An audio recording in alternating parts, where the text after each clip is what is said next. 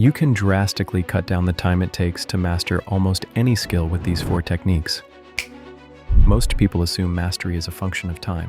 Put in enough hours, and skill just arrives. I used to think that too until I noticed something unusual. Hey, that was weird.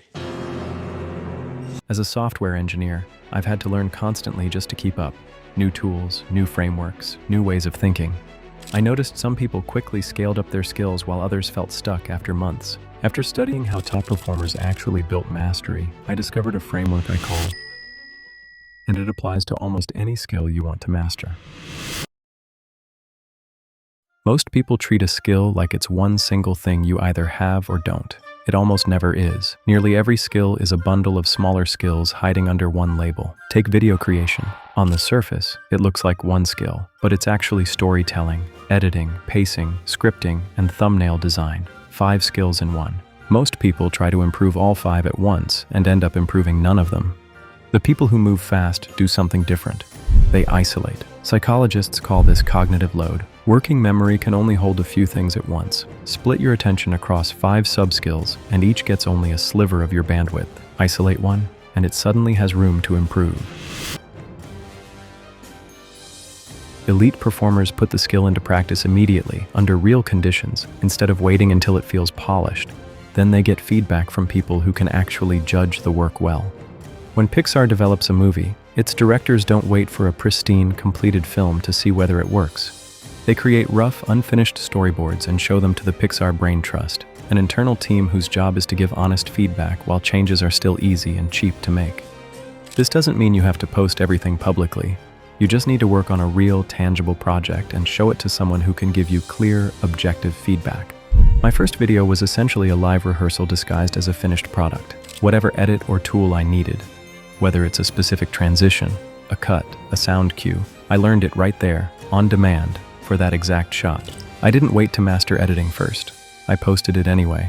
That's when the mistakes stopped being vague. I could see exactly where viewers clicked off, which section lost momentum, and what needed to change. A mistake only earns a clear name once you or someone else sees it in a real context, and a named mistake is the only kind you can actually fix.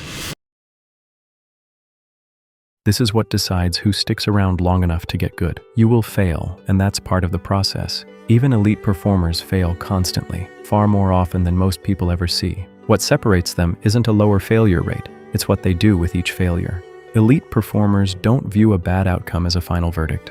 They view it as information, a signal showing them where their model broke down. Knowing what doesn't work narrows your pool of decisions and helps you make better ones. But here's the tricky part. Judging the quality of a decision purely by its short-term outcome can be misleading. A brilliant decision can still lead to a bad outcome because of variance, just as a bad decision can occasionally produce a win. I've made videos I knew were strong that didn't land, and average ones that took off. Sometimes there's a real lesson underneath, sometimes there isn't. The algorithm simply didn't distribute it that day. A single result is just data. A pattern across many results is a lesson. Learning to tell the difference is what turns failure into fuel instead of a verdict. What makes top performers stand out usually isn't mastery of one specific thing. It's the combination of several skills that rarely appear together. Scott Adams, the creator of Dilbert, is a classic example. He wasn't the best artist alive, and he wasn't the funniest writer, but drawing, humor, and a sharp understanding of business, stacked together, made him unusually effective at turning business ideas into simple, memorable humor. The math is simple. Being in the top 25% at one skill is common. Being in the top 25% at 2 or 3 skills at the same time makes you exceptionally rare. That intersection is what makes you stand out. Let me know in the comments if you want a detailed video on how to find and stack your specific edge. Isolate your sub-skills, build real projects, and gather feedback early. Interpret failure as a high-value signal.